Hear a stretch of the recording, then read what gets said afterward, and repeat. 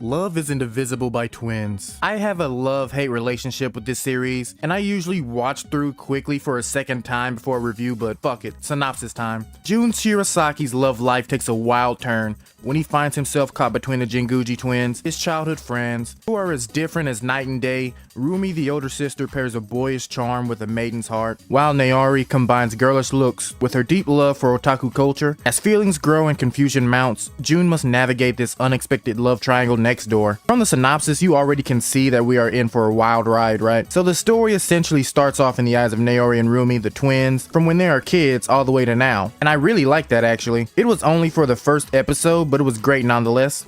It showed how and when each twin really started to fall for him, even if we didn't get it in words. It was up for interpretation, but both of them almost went all the way through middle school without making a single move on him. Surprisingly though, it was Roomie, the older sibling. She is more boyish and shy. That is the reason it shocked me.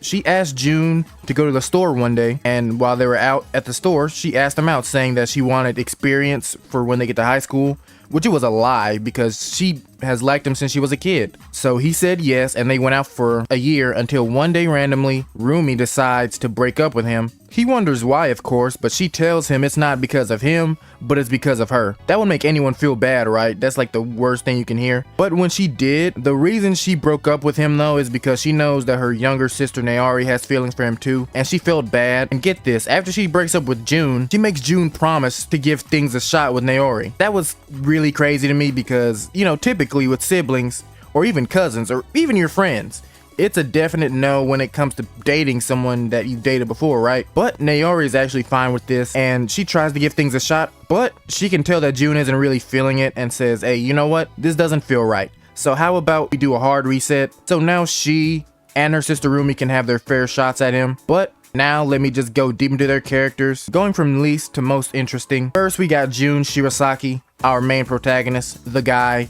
He is honestly super bland, but that isn't really a bad thing, I guess. It's just another romance protagonist. He's a good guy, and he has good qualities, but nothing stands out. He does try to be a good friend to the twins. He is the top of his class, and essentially that's everything about him. He does get jealous one time though when a friend of his says he likes Roomie and says he is serious to Jun through text while he's out with her. This makes Jun rush to them and says that he didn't like that she was with him, but he still can't decide on the twin that he wants. If I was Roomie, at this moment in time I would have said, bitch, why are you even here? Go home. Okay, next we have Roomie. She is the older of the two twins, like I said earlier. She is the more athletic of the two, so she definitely isn't as smart as Jun or Naori, but she does for the most part have a heart of gold. In the beginning, she feels very bad for liking Jun and getting with him because she knows Naori likes him. She has liked him longer than she has, and they have had like a lot in common, so she, meaning Roomie, thought that they were perfect for each other, but she still liked Jun anyways. I think she does have a few problems, but at the end of the day, they are high schoolers, but I don't particularly like her either. She is she's pretty bland too, even though she is nice. A moment of hers that made me not like her as much though, you know, she is the one who broke up with Jun in the first place to get him with Naori, right? So when she learns that Jun's friend likes her, she turns him down. He wants to hang out with her anyway. You know what that means. If you turn down a guy and he says he just wants to hang out with you, even though you don't like them, they're really trying to convince you or get you to like them, you know? So she tells Jun about this and expected Jun to make a big deal about it. Naori even said, I don't think Jun will do anything if you tell him that you're gonna hang out with this guy. So when Jun didn't say anything, she made a huge fuss about it when he didn't. She yelled at him, she started crying and all. In the end, he did chase after her when the time came for it, but I'm not crazy. I think that's very unreasonable by her, right? If you made it this far in the video, you are a trooper though. So to this point, there is pretty much nothing too enjoyable about this show, right? Well, I guess. Objection! We will be talking about Naori Jinguji now. Look, I know this show isn't the best. It's probably even lower than mediocre, but Naori is 95% of the reason that I never dropped this show. Naori is the younger twin. She has longer hair than Roomie. She is more feminine for sure, and I say she has a crazy and fun personality. Funny enough, I say that she and Roomie are tomboyish in their own ways. Roomie with sports and Naori when it comes to being super aggressive, and also the films and books she's into. She is very gifted and smart and doesn't even really have to try hard to get good grades.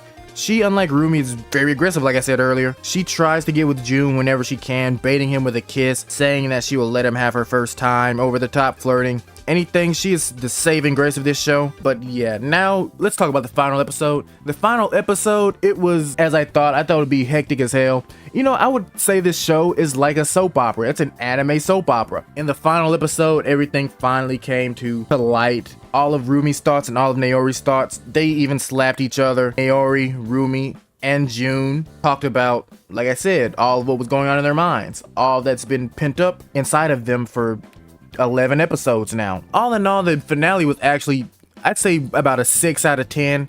It wasn't anything too crazy, but it wasn't bad either. I expected it to be worse. But now for the series overview. This show, it's not great by any means.